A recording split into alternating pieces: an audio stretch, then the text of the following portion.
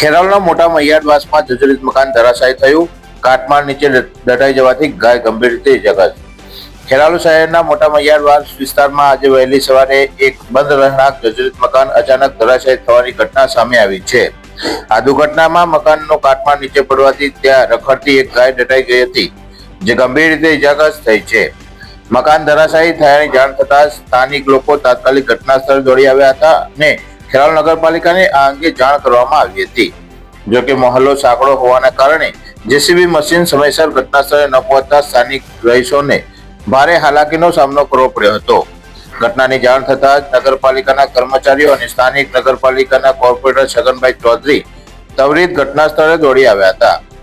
ત્યારબાદ સ્થાનિક લોકો અને નગરપાલિકાના માણસો દ્વારા સંયુક્ત રીતે કાટમાળ હટાવવાની કામગીરી હાથ ધરવામાં આવી હતી અને દટાયેલી ગાયને બહાર કાઢી બચાવવા માટેના સઘન પ્રયત્નો કરવામાં આવ્યા હતા.